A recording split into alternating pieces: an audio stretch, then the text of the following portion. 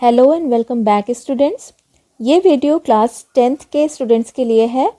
अभी recently UPMSP ने session 2023-24 के लिए इंग्लिश का मॉडल पेपर रिलीज़ किया है।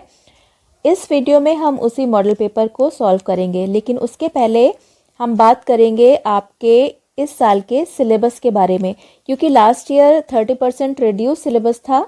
इस बार कुछ चैप्टर्स नए ऐड किए गए हैं, उन चैप्टर्स को भी आप देख लीजिए जो आपको नए चैप्टर्स तैयार करने हैं।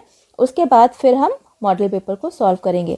तो आइए देखते हैं कि फर्स्ट फ्लाइट बुक में जो प्रोज के चैप्टर्स हैं उसमें आपको कौन कौन से चैप्टर्स पढ़ने हैं।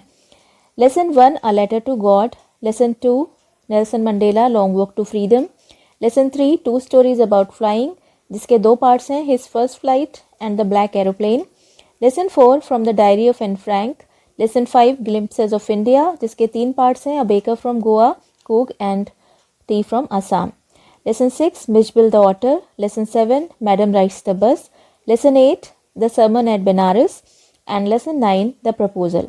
ये 9 चैप्टर्स आपको प्रोज में तैयार करने हैं।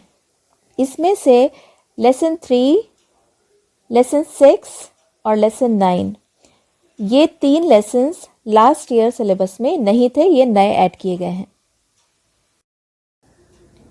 और ये 2 chapters, chapter 5 and chapter 6, the 100 dresses part 1 and the 100 dresses part 2, ये दोनों चैप्टर्स अभी भी इस साल भी सिलेबस में इंक्लूड नहीं किए गए हैं। अब देखते हैं फर्स्ट फ्लाइट में पोएट्री सेक्शन में जो पोएम्स हैं उसमें आपको कौन कौन सी पोएम्स पढ़नी है।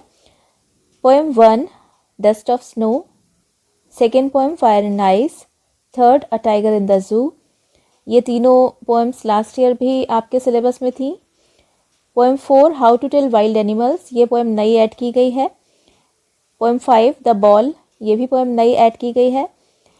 Poem 6 Amanda, poem 7 the trees, poem 8 fog, poem 9 the tale of Custard the dragon and poem 10 for Anne Gregory.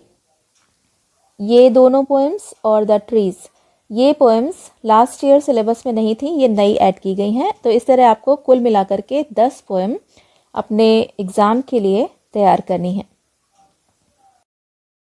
और ये एक पोएम एनिमल्स जो कि लास्ट ईयर सिलेबस में थी, वो इस बार सिलेबस में इंक्लूड नहीं की गई है, ये पोएम आपको नहीं पढ़नी है। अब देखते हैं सप्लीमेंट्री रीडर में आपको कौन कौन से चैप्टर्स तैयार करने हैं। Lesson 1 A Triumph of Surgery, Lesson 2 The Thief's Story, Lesson 3 The Midnight Visitor, Lesson 4 A Question of Trust, Lesson 5 Footprints Without Feet, Lesson 6 The Making of a Scientist, Lesson 7 The Necklace, Lesson 8 Bholi and Lesson 9 The Book That Saved the Earth। ये 9 chapters आपको supplementary में पढ़ने हैं, जिसमें से the midnight visitor, a question of trust और the book that saved the earth, ये 3 chapters last year syllabus में प्रिस्क्राइब नहीं थे, ये इस बार नए ऐड किए गए हैं। और ये चैप्टर द हैक ड्राइवर, ये अभी भी इस साल भी सिलेबस में इंक्लूड नहीं किया गया है, इसको आपको नहीं तैयार करना। अब आ जाते हैं अपने मॉडल क्वेश्चन पेपर पर, जो कि यूपीएमएसपी ने इस साल रिलीज़ किया है। सबसे पहले देखते हैं उसके कुछ जनरल इंस्ट्रक्शंस। देखिए लिखा है the first 15 minutes are allotted to the candidates for reading the question paper carefully. शुरू में आपको जो ये एक्स्ट्रा 15 मिनट्स दिए गए हैं, ये किस लिए दिए गए हैं, जिससे आप क्वेश्चन पेपर को केयरफुली पढ़ लें और समझ लें। नेक्स्ट लिखा है ऑल क्वेश्चंस आर कंपलसरी, जितने भी क्वेश्चंस हैं सभी कंपलसरी हैं। This question paper is divided into 2 parts, part A and part B. Question paper 2 parts में डिवाइडेड होगा, पार्ट ए और part B. Part A consist of 20 multiple choice questions carrying 1 mark each. Part A में आपसे 20 multiple choice questions, 20 MCQs पूछे जाएंगे और उनके हर सही आंसर के लिए आपको 1 मार्क मिलेगा, यानी कुल मिलाकर ये 20 क्वेश्चंस 20 मार्क्स के होंगे। और इन 20 क्वेश्चंस को आपको OMR शीट पर सॉल्व करना है, यानी इनके आंसर आपको OMR शीट पर देने हैं। और उसके लिए भी कुछ इंस्ट्रक्शंस दिए गए हैं, डू नॉट इरेज, कट और use whitener on the OMR sheet. जो OMR शीट आपको दी जाएगी उस पर आपको वाइटनर यूज़ नहीं करना है, उस पर कोई कटिंग नहीं करनी है और उस पर लिख करके कुछ इरेज नहीं करना है। Part B consist of descriptive type questions, और जो पार्ट बी होगा आपके पेपर का उसमें आपसे डिस्क्रिप्टिव टाइप क्वेश्चंस पूछे जाएंगे। Marks are indicated against each question, और हर क्वेश्चन के आगे वो कितने मार्क्स का है ये इंडिकेट किया होगा। और अब स्टार्ट करते हैं अपने मॉडल पेपर को सॉल्व करना। सेक्शन ए में फर्स्ट क्वेश्चन जो होगा, देखिए लिखा हुआ है, read the following passage carefully and choose the correct option to answer the questions that follow. यानी ये जो पैसेज है ये एक अनसीन पैसेज है, इसको आपको केयरफुली पढ़ना है और उसके बाद इसके नीचे जो 3 क्वेश्चंस दिए हुए हैं हर क्वेश्चन का आंसर देना है। हर क्वेश्चन के बाद आपको 4 ऑप्शंस मिलेंगे जिनमें से एक ऑप्शन आपका आंसर होगा, एक ऑप्शन सही होगा जो आपका आंसर होगा। तो पहले हम इस पैसेज को पढ़ते हैं, उसके बाद फिर हम इसके क्वेश्चंस और उनके आंसर्स डिस्कस करेंगे। देखिए पैसेज है, there is a great lesson for all of us to learn that in all matters the 2 extremes are alike, the extreme positive and the extreme negative are always similar. When the vibrations of light are too slow, we do not see them, nor do we see them when they are too rapid. So with sound, when very low in pitch, we do not hear it, and when very high, we do not hear it either. Of like nature is the difference between resistance and non-resistance.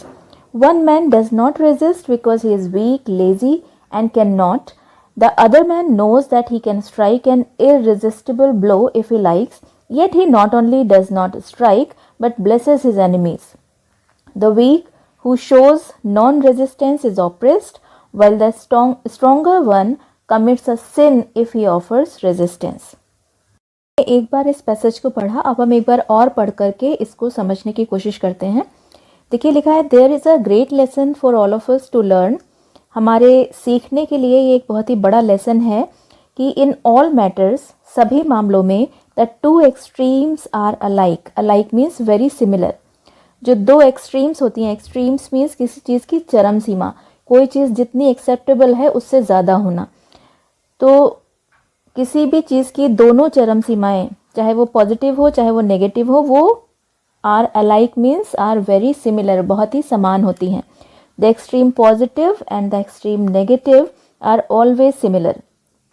किसी भी चीज़ का चाहे वो extreme positive हो चाहे वो extreme negative हो, मतलब जितना एक्सेप्टेबल है उससे ज़्यादा पॉजिटिव होना या उससे ज़्यादा नेगेटिव होना, दोनों ही लगभग सिमिलर होते हैं, दोनों ही लगभग सेम रिजल्ट देते हैं। और वो कैसे देते हैं उसके एग्जाम्पल्स आगे बताए गए हैं। देखिए लिखा है, When the vibrations of light are too slow, we do not see them. जब प्रकाश का जो वाइब्रेशन होता है, जब प्रकाश का जो कंपन होता है वो बहुत ही स्लो अगर होता है तो we do not see them, तो हम उसको देख नहीं पाते। Nor do we see them when they are too rapid, और ना ही हम उसको तब देख पाते हैं जब वो बहुत ज़्यादा रैपिड मीन्स फास्ट होता है।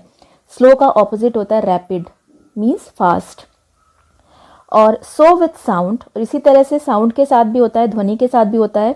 When very low in pitch, जब ध्वनि बहुत ही लो पिच में होती है, we do not hear it, हम उसको सुन नहीं पाते। एंड व्हेन वेरी हाई, और जब वो बहुत हाई पिच में होती है, we do not hear it either, तब भी हम उसको सुन नहीं पाते। Of like nature is the difference between resistance and non resistance, और इसी तरह का जो डिफरेंस है वो रेजिस्टेंस और नॉन रेजिस्टेंस के बीच में है। अब रेजिस्टेंस क्या होता है, रेजिस्टेंस समझ में आ जाएगा तो आपको नॉन रेजिस्टेंस भी समझ में आ जाएगा। रेजिस्टेंस क्या होता है, resistance is the action of opposing something that you disagree with. अगर आप किसी चीज़ के साथ डिसएग्री हैं या किसी चीज़ को पसंद नहीं करते या किसी चीज़ का अपोज करना चाहते हैं तो उसका अपोज करना रेजिस्टेंस कहलाता है, और जिसको हम हिंदी में प्रतिरोध करना बोलते हैं, प्रतिरोध बोलते हैं। और नॉन रेजिस्टेंस मतलब अप्रतिरोध। तो रेजिस्टेंस और नॉन रेजिस्टेंस के बीच में भी जो डिफरेंस है वो इसी तरह का डिफरेंस है। One man does not resist because he is week, lazy and can not. एक व्यक्ति इसलिए प्रतिरोध नहीं करता, किसी चीज़ को विरोध नहीं करता क्योंकि वो वीक है, कमज़ोर है, लेजी मीन्स आलसी है, या कैन नॉट या वो कर ही नहीं सकता। एंड द अदर मैन, और दूसरा व्यक्ति, नोज, ये जानता है that he can strike an irresistible blow if he likes, कि अगर वो चाहे तो इररेजिस्टिबल ब्लो मतलब बहुत ही इररेजिस्टिबल मीन्स बहुत स्ट्रॉन्ग ब्लो कर सकता है, स्ट्रॉन्ग प्रहार कर सकता है, इफ़ ही लाइक्स, अगर वो चाहे तो। Yet he not only does not strike but blesses his enemies. फिर भी वो not only does not strike, न केवल वो प्रहार नहीं करता बल्कि अपने एनिमीज़ को, अपने शत्रुओं को ब्लेस भी करता है, उनको प्रोटेक्ट भी करता है।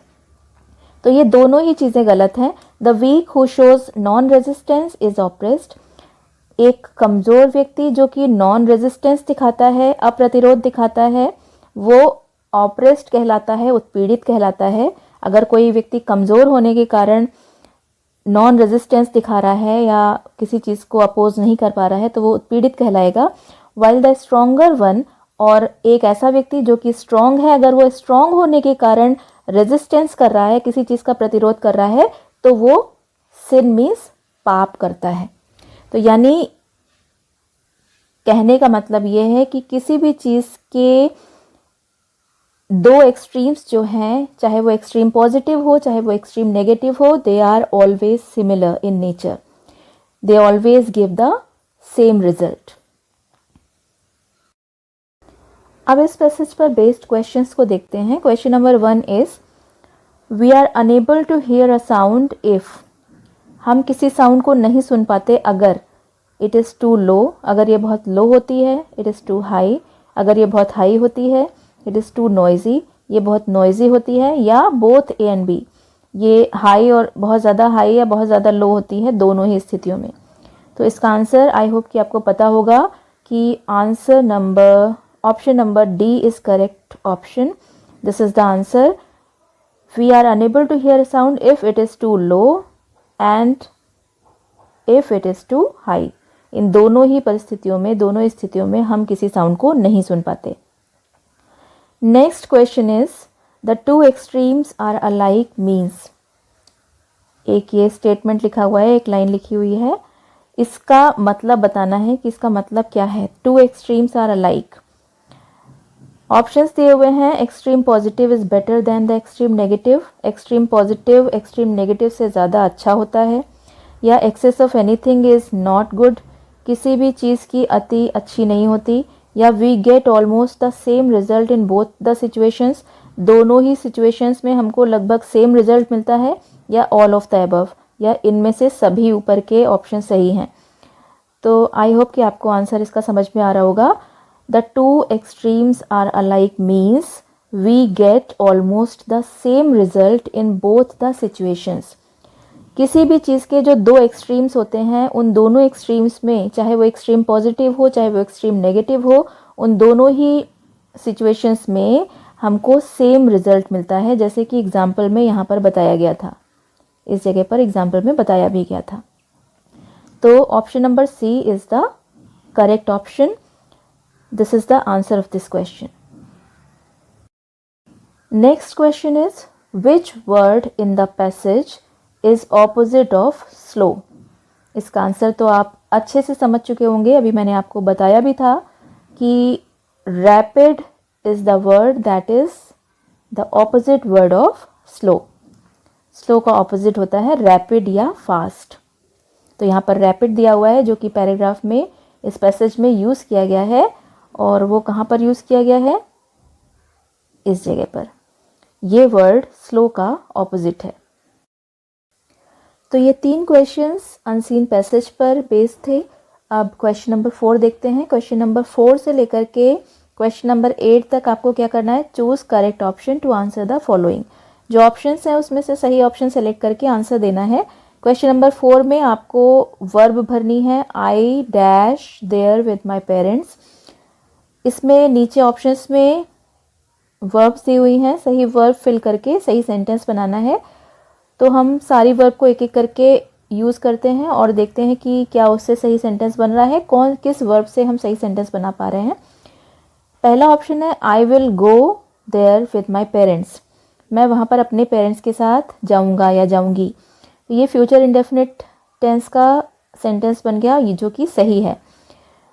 दूसरा है, I went there with my parents. मैं अपने पिता के साथ वहाँ गई।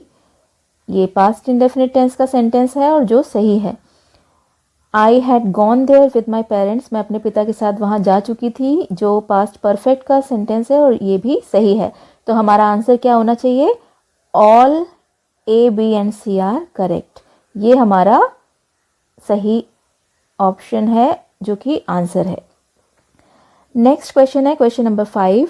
If you want to know about new things you are. अगर आप नई चीज़ों के बारे में जानना चाहते हैं तो आप क्या हैं या आप क्या कहलाएंगे. 4 वर्ड्स दिए हुए हैं, ये 1 वर्ड सब्स्टिट्यूशन है. इनमें से एक वर्ड ऐसा है जो इसको सब्स्टिट्यूट करता है. अगर आप नई चीज़ों के बारे में जानना चाहते हैं तो आप इनमें से एक वर्ड को यूज़ कर सकते हैं कि आप वो कहलाएंगे. तो पहले हम चारों वर्ड्स की मीनिंग देख लेते हैं. पहले ऑप्शन में जो वर्ड दिया हुआ है वो है कॉशियस. कॉशियस का हिंदी मीनिंग होता है सतर्क या सावधान, और इंग्लिश मीनिंग में हम कह सकते हैं कि a person who acts very carefully in order to avoid possible danger.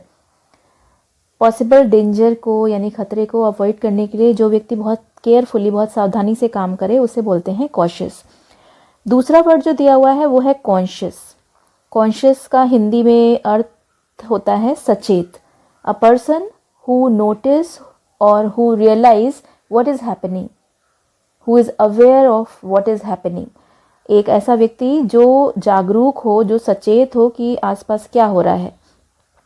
और थर्ड वर्ड है केयरलेस. केयरलेस वर्ड आप लोगों को अच्छे से पता होगा. केयरलेस मीन्स होता है लापरवाह. A person who does not pay enough attention to what he is doing. एक ऐसा व्यक्ति जो इस चीज़ पर ध्यान नहीं देता कि वो क्या कर रहा है, उसे लापरवाह बोलते हैं. और लास्ट वर्ड है क्यूरियस. क्यूरियस का मतलब होता है जिज्ञासु. Means a person who is interested और who wants to know more about something. तो आई होप कि आपको समझ में आ गया होगा कि इसका सब्स्टिट्यूशन क्या होगा. इसका सब्स्टिट्यूशन होगा curious. A person who wants to know more about things. If you want to know about new things, अगर आप नई चीज़ों के बारे में जानना चाहते हैं तो आप जिज्ञासु हैं, जिज्ञासु कहलाएंगे, और इंग्लिश में उसे बोलते हैं क्यूरियस. नेक्स्ट क्वेश्चन है question number 6. Rearrange the following word clusters to make a meaningful sentence. और ये वर्ड क्लस्टर्स में जो वर्ड्स दिए हुए हैं वो है loves, my, to, share, toys, brother and his. तो आपको सेंटेंस फ्रेम करना बताया गया होगा. आपने ट्रांसलेशन करते समय सेंटेंस का स्ट्रक्चर देखा होगा, सेंटेंसेस को फ्रेम करना सीखा होगा. सेंटेंस को जब हम फ्रेम करते हैं तो सबसे पहले हम सब्जेक्ट लिखते हैं, उसके बाद वर्ब, उसके बाद ऑब्जेक्ट या ऑब्जेक्टिव कॉम्प्लीमेंट आता है. तो इन वर्ड्स में कोई वर्ड ऐसा नहीं है जिसकी मीनिंग आपको पता ना हो. लव्स मीन्स पसंद करता है या प्यार करता है. माई मीन्स मेरा. टू एक प्रेपोजिशन है. शेयर करना मतलब बांटना. टॉयज मीन्स खिलौने. ब्रदर मीन्स भाई. और हिज मीन्स अपने या अपना. तो शेयर करना ये वर्ब है. कौन शेयर करता है या कौन शेयर करना पसंद करता है, तो कौन या किसने का आंसर जो हमें मिलता है वो सब्जेक्ट होता है. तो यहाँ पर हम सेंटेंस जो बनाएंगे उसमें सब्जेक्ट होगा माय ब्रदर, मेरा भाई. और उसके बाद फिर वर्ब आएगी जो है लव्स, पसंद करता है. My brother loves. अब उसके बाद ऑब्जेक्टिव कॉम्प्लीमेंट आएगा. क्या पसंद करता है? टू शेयर हिज टॉयज, अपने खिलौनों को शेयर करना. तो इस क्वेश्चन का आंसर क्या होगा? Option number C. This is the answer. My brother loves to share his toys. Next question है question number 7. Which of the following words is misspelled. नीचे 4 वर्ड्स दिए हुए हैं, इनमें से कौन सा मिस स्पेल्ड है यानी जिसकी स्पेलिंग गलत लिखी हुई है वो हमारा आंसर होगा. इन 4 वर्ड्स में पहला वर्ड है अबंडेंस. अबंडेंस की स्पेलिंग होती है ABUNDANCE, जिसका अर्थ होता है अधिकता या प्रचुरता. सेकेंड वर्ड है अटेंडेंस, ATTENDANCE, और इसकी मीनिंग होती है उपस्थिति. थर्ड वर्ड है एक्सेप्टेंस, ACCEPTANCE, एक्सेप्टेंस मीन्स स्वीकृति. और फोर्थ वर्ड है एक्वेंटेंस. एक्वेंटेंस मीन्स जान पहचान या परिचय, ACQUAINTANCE. ये चारों वर्ड्स ANCE इस सफिक्स से बनने वाले वर्ड्स हैं, जिसमें से आपको समझ में आ गया होगा कि फर्स्ट वर्ड जो लिखा हुआ है अबंडेंस, इसकी स्पेलिंग गलत लिखी हुई है, इसलिए ये हमारा आंसर होगा। क्योंकि क्वेश्चन में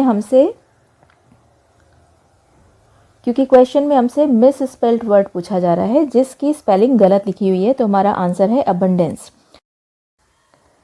क्वेश्चन नंबर 8 देखिए, he jumped dash the well to save the drowning girl. वह ड्राउनिंग गर्ल यानी डूबती हुई लड़की को सेफ यानी बचाने के लिए वेल में मीन्स कुएं में कूदा। तो यहाँ पर नीचे 4 प्रेपोजिशंस दी हुई हैं, इनमें से आपको सही प्रेपोजिशन यूज़ करनी है। मे के लिए या तो आप इन यूज़ करते हैं या इनटू यूज़ करते हैं, फ्रॉम और एट यूज़ नहीं करते। अब इन और इनटू में क्या डिफरेंस है? अगर कोई चीज़ पहले से किसी चीज़ के अंदर है तो मे के लिए हम इन यूज़ करेंगे। अगर कोई चीज़ गति से किसी चीज़ के अंदर जा रही है तो हम प्रेपोजिशन इनटू लगाते हैं। तो यहाँ पर वह कुएं में कूदा, तो वो जब कूदेगा तो मोशन होगा, तो इसके लिए हम कौन सा प्रेपोजिशन यूज़ करेंगे? इनटू। ये हमारा आंसर होगा, यानी option number B is correct. Question number 9 और 10 आपके प्रोज सेक्शन से आएंगे, जो कि पैसेज बेस्ड क्वेश्चंस होंगे। एक पैसेज इस तरह का पेपर में दिया होगा और 2 क्वेश्चंस उस पर बेस्ड आएंगे, जिनके आंसर आपको पैसेज को पढ़ने के बाद देने होंगे। यहाँ पर जो पैसेज दिया गया है वो है, I finished my poem and it was beautiful.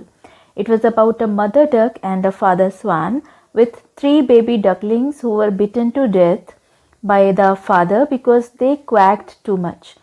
Luckily, Mr. Keesing took the joke the right way. He read the poem to the class, adding his own comments and to several other classes as well. Since then, I have been allowed to talk and haven't been assigned any extra homework. ये paragraph आपके pros के chapter 4 from the diary of Anne Frank से लिया गया है। Anne Frank जो कि एक 13 ईयर ओल्ड ज्यूइश गर्ल थी और उसको सेकेंड वर्ल्ड वॉर के दौरान अपनी फैमिली के साथ एम्स्टर्डम में छुपकर रहना पड़ा था। और क्योंकि वहाँ पर उसका कोई क्लोज फ्रेंड, कोई रियल फ्रेंड नहीं था, तो उसने डायरी लिखना शुरू किया और अपनी डायरी को एक नाम भी दिया, किटी। इसी डायरी में उसने अपनी लाइफ के कुछ इंपॉर्टेंट इवेंट्स और कुछ इंसिडेंट्स के बारे में बताया।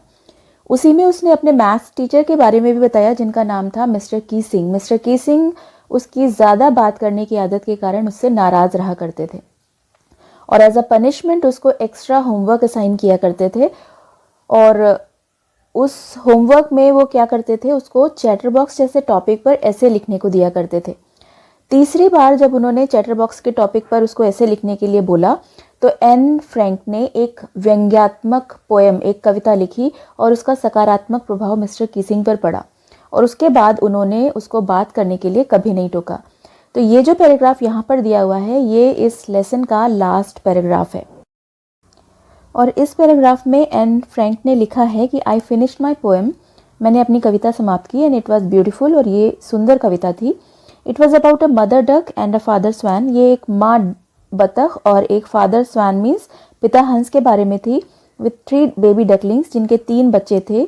who were bitten to death by the father, जिनको उनके पिता ने मार दिया था, because they quacked too much, क्योंकि वो बहुत ज़्यादा क्वैक करते थे यानी बहुत ज़्यादा बोलते थे। Luckily, Mr. Keesing took the joke the right way. भाग्य से मिस्टर कीसिंग ने इस जोक को, मेरे इस मजाक को सही अर्थ में लिया।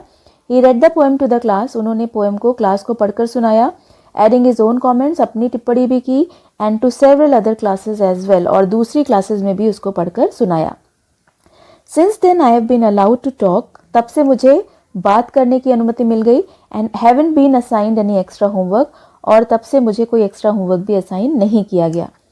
अब इस पैराग्राफ पर बेस्ड पहला क्वेश्चन जो पूछा गया है वो है, in Anne's poem the ducklings and father swan symbolize.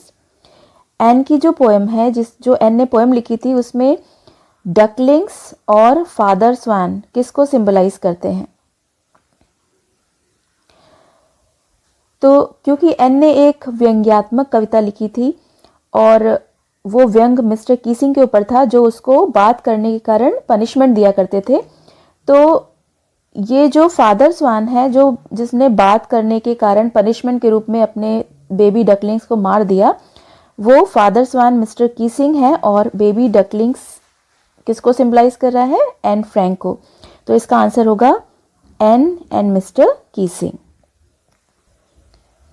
Next question है, Mr Keesing had assigned Anne extra homework earlier because. Mr Keesing and Frank को एक्स्ट्रा होमवर्क दिया करते थे, क्यों? बिकॉज ऑप्शंस हैं, ही हेटेड हर, वो उससे घृणा करते थे, and was poor in maths, and maths में पुअर थी, and had misbehaved with him, Anne ने उनके साथ कोई दुर्व्यवहार किया था, या Anne talked too much in the class, या एन क्लास में बहुत ज़्यादा बात करती थी। तो इसका आंसर आई होप कि आपको अच्छे से पता होगा। इसका आंसर है option number D, because Anne talked too much in the class. Anne class में बहुत ज़्यादा बात करती थी, इसलिए मिस्टर कीसिंग उसको as a punishment extra homework दिया करते थे। नेक्स्ट क्वेश्चन है क्वेश्चन नंबर 11, और 11 से 13 तक जो आपसे क्वेश्चंस पूछे जाएंगे वो किस तरह के होंगे? Choose the correct option to answer the following questions. MCQs ही होंगे जिनका आंसर आपको ओएमआर शीट पे देना होगा, और ये 3 क्वेश्चंस आपके प्रोज के चैप्टर से मल्टीपल चॉइस क्वेश्चंस पूछे जाएंगे। क्वेश्चन नंबर 11, 12 और 13। क्वेश्चन नंबर 11 में पूछा गया है, Mandela past dash years in jail, 27, 32, 30 और 29। मंडेला ने कितने साल जेल में बिताए थे? और इसका आंसर है 27। Mandela passed 27 years in jail. Question number 12 में पूछा गया है, mahseer is a dash found in Coorg. ये कूर्ग लेसन से लिया गया है, और इसमें महासीर एक नाम दिया गया है और पूछा गया है कि ये क्या है।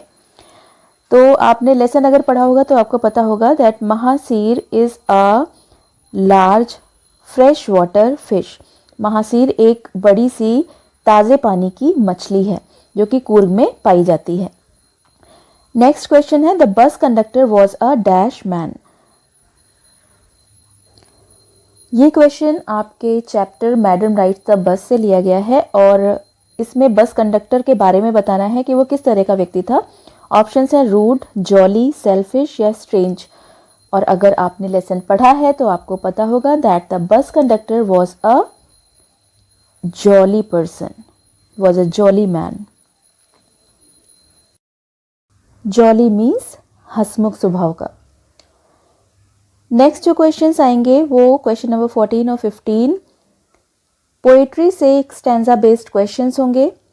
पोएट्री में जो पोएम्स हैं उनमें से किसी भी पोएम का एक स्टैंजा दिया होगा, उन पर बेस्ड 2 क्वेश्चंस होंगे जिनके आंसर आपको स्टैंजा को पढ़ने के बाद समझकर देने होंगे। तो यहाँ पर जो स्टैंजा दिया गया है वो है, don't bite your nails Amanda, don't hunch your shoulders Amanda, stop that slouching and sit up straight Amanda. ये स्टैंजा आपकी पोएम अमेंडा से लिया गया है जिसकी राइटर हैं रॉबिन क्लीन। इन लाइंस में बोला गया है, don't bite your nails Amanda, Amanda अपने नाखूनों को दांतों से मत काटो। Don't hunch your shoulders Amanda, hunch means bend, मोड़ना, अपने कंधों को मत मोड़ो Amanda. Stop that slouching and sit up straight Amanda, Amanda stop that slouching, slouching means drooping, झुककर बैठना बंद करो, एंड सिट अप स्ट्रेट, और सीधे बैठो अमेंडा। तो ये जो लाइंस हैं ये अमेंडा के पेरेंट्स ने अमेंडा से बोली हैं, और ये कुछ इंस्ट्रक्शंस हैं जो पेरेंट्स अपने बच्चों को देते रहते हैं जिससे कि उनकी आदतें ख़राब ना हो, उनकी आदतों में सुधार हो। तो इस स्टैंजा पर बेस्ड पहला क्वेश्चन जो पूछा गया है, who is the speaker in the above lines. In lines में स्पीकर यानी इन लाइंस को बोलने वाला व्यक्ति कौन है? और ऑप्शंस हैं अमेंडा, हर पेरेंट्स, हर फ्रेंड्स और हर नेबर्स।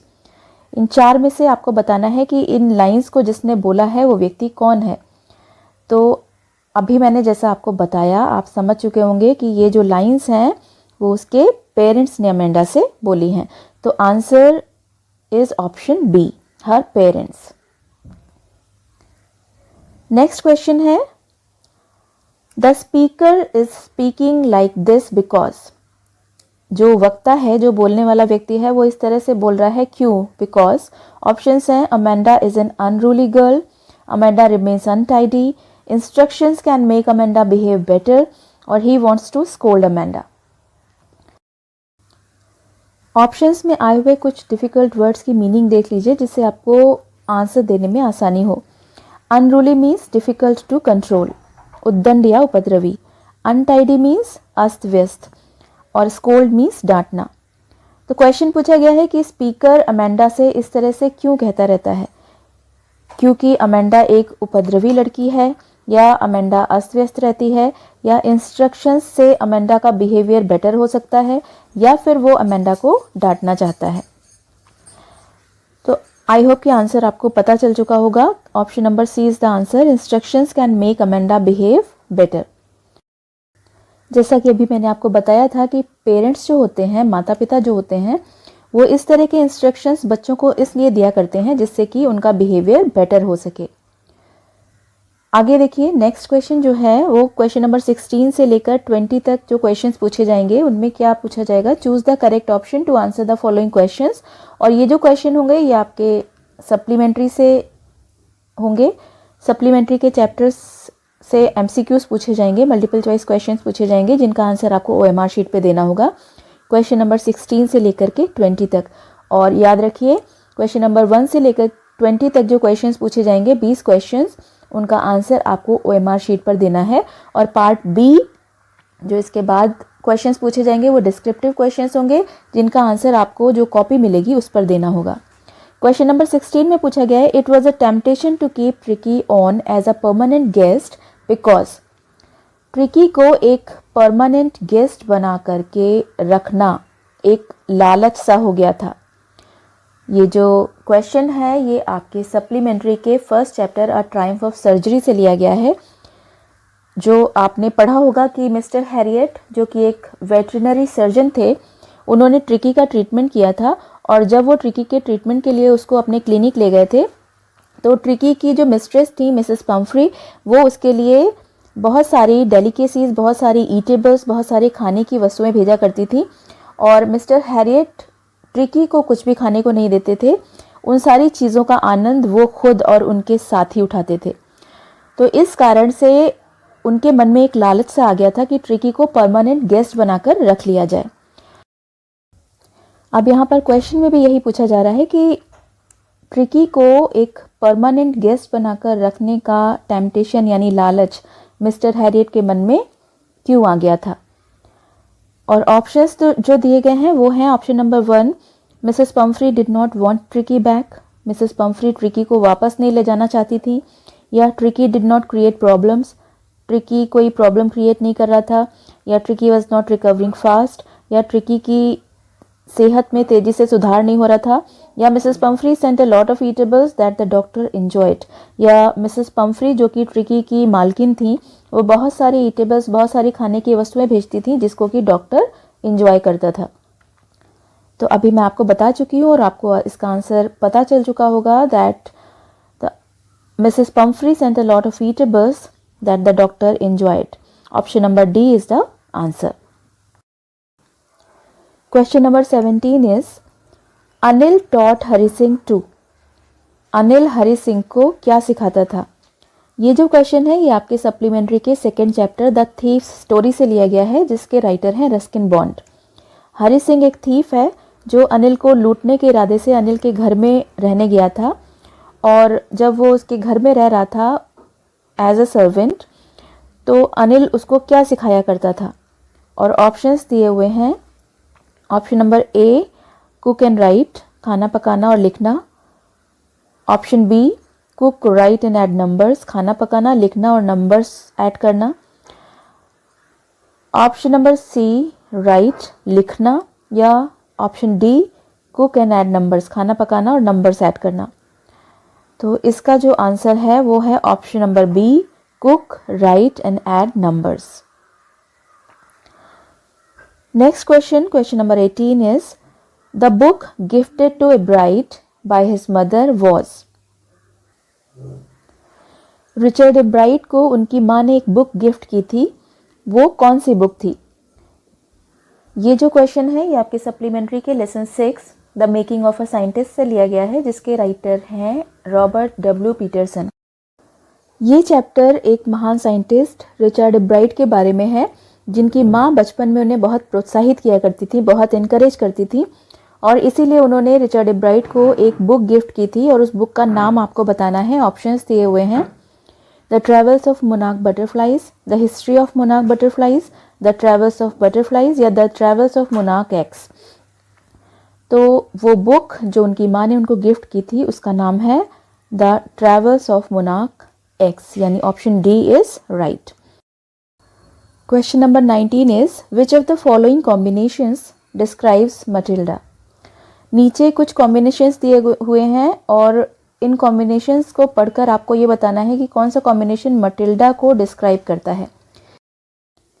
ये जो क्वेश्चन है ये आपके सप्लीमेंट्री के 7th लेसन द नेकलेस से लिया गया है, जो कि एक मिडिल क्लास लेडी मटिल्डा की स्टोरी है जो बहुत ही प्रिटी थी, बहुत फैशनेबल थी और बहुत एम्बिशियस भी थी, बहुत महत्वाकांक्षी थी। लेकिन क्योंकि वो एक क्लर्क की फैमिली में पैदा हुई थी, एक मिडिल क्लास फैमिली में पैदा हुई थी, तो उसकी शादी भी एक क्लर्क से हो जाती है, तो वो बहुत दुखी रहा करती थी।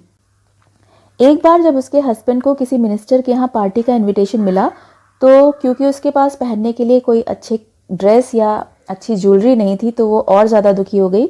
तो उसके हस्बैंड ने उसको 400 फ्रैंक्स ड्रेस खरीदने के लिए दे दिए, लेकिन ज्वेलरी खरीदने के लिए बहुत ज़्यादा पैसा चाहिए था, बहुत ज़्यादा मनी की ज़रूरत थी।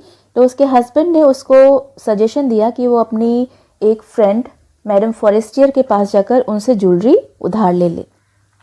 मटिल्डा ने ऐसा ही किया और उसने मैडम फॉरेस्टियर का एक नेकलेस उधार ले लिया, जो उसको लग रहा था कि डायमंड का नेकलेस है, और पार्टी ख़त्म होने के बाद उसको पता चला कि वो नेकलेस उससे खो गया है।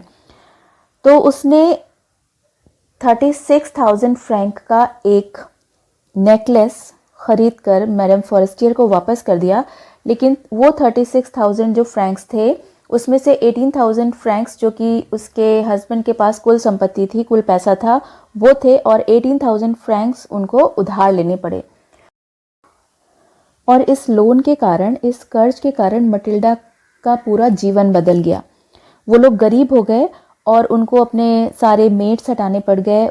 मटिल्डा को पूरे घर का काम खुद करना पड़ता था और घर का काम करते करते उसकी पूरी ब्यूटी, उसकी सुंदरता भी चली गई। और इस लोन को चुकाने में उनको 10 साल लग गए।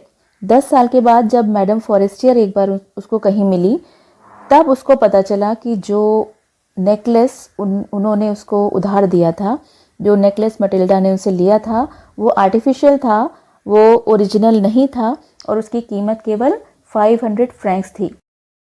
तो इस तरह कुछ देर की खुशी के लिए, अपनी मूर्खतापूर्ण इच्छाओं को पूरा करने के लिए मटिल्डा ने अपना पूरा जीवन बर्बाद कर लिया। अब आपको ये जो कॉम्बिनेशंस दिए हुए हैं, इन कॉम्बिनेशंस में से बताना है कि कौन सा कॉम्बिनेशन मटिल्डा को डिस्क्राइब कर रहा है। ऑप्शन नंबर 1 में लिखा हुआ है रिच, ब्यूटीफुल, फैशनेबल। तो इसमें ये दो जो ऑप्शंस हैं, ब्यूटीफुल और फैशनेबल, ये तो मटिल्डा को डिस्क्राइब कर रहे हैं, पर वो रिच नहीं थी, तो ये ऑप्शन गलत है। बी है फैशनेबल, एम्बिशियस और मिडिल क्लास। तो मटिल्डा फैशनेबल भी थी, एम्बिशियस भी थी और मिडिल क्लास भी थी, यानी ये ऑप्शन करेक्ट है। नेक्स्ट ऑप्शंस भी देख लीजिए, एम्बिशियस, मिडिल क्लास या सेटिस्फाइड। तो मटिल्डा एम्बिशियस तो थी, मिडिल क्लास भी थी, पर सेटिस्फाइड नहीं थी। और लास्ट जो ऑप्शन है रिच, डिससेटिस्फाइड एंड एम्बिशियस, तो इसमें ये दो ऑप्शन तो मटिल्डा को डिस्क्राइब कर रहे हैं, डिससेटिस्फाइड और एम्बिशियस, पर वो रिच नहीं थी, यानी हमारा आंसर होगा option number B, fashionable, ambitious और मिडिल क्लास। नेक्स्ट क्वेश्चन है question number 20। Bholi was sent to school because, Bholi को स्कूल भेजा गया क्यों?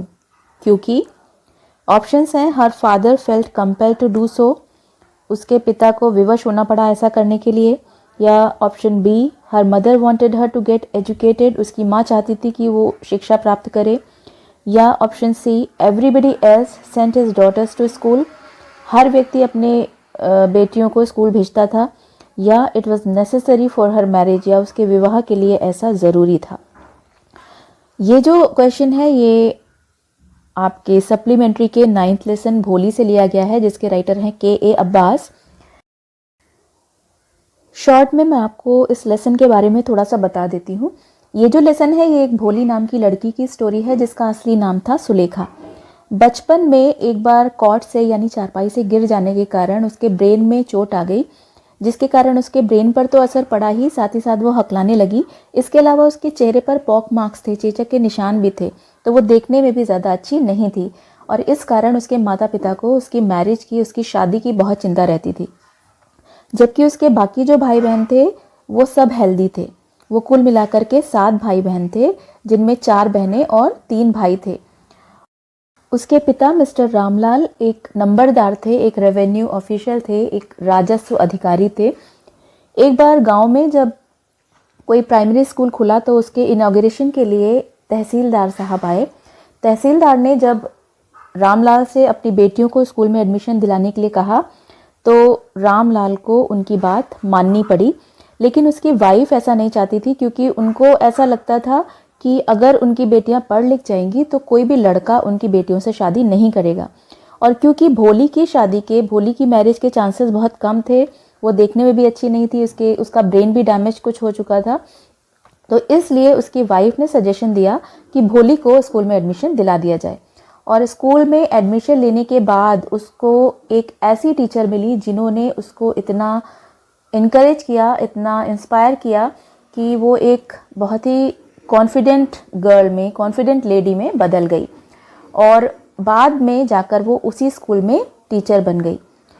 तो इस तरह से एजुकेशन के कारण और एक टीचर के इंस्पिरेशन के कारण, उनके मोटिवेशन के कारण, एक ऐसी लड़की जिसको कि बचपन में भोली यानी सिम्पलेटन मीन्स बुद्धू बोला जाता था, वो एक सेल्फ कॉन्फिडेंट गर्ल में चेंज हो गई। यहाँ इस क्वेश्चन में पूछा गया है Bholi was sent to school because, Bholi को स्कूल क्यों भेजा गया। और आई होप कि आपको इसका आंसर समझ में आ गया होगा। That option A is correct. Her father felt compelled to do so, उसके पिता को ऐसा करने के लिए विवश होना पड़ा क्योंकि तहसीलदार साहब ने उनसे अपनी बेटियों का एडमिशन स्कूल में कराने के लिए कहा था। तो ये थे वो 20 MCQs यानी मल्टीपल चॉइस क्वेश्चंस जिनके आंसर आपको इस तरह की OMR शीट पे देने होंगे। इस वीडियो में इतना ही।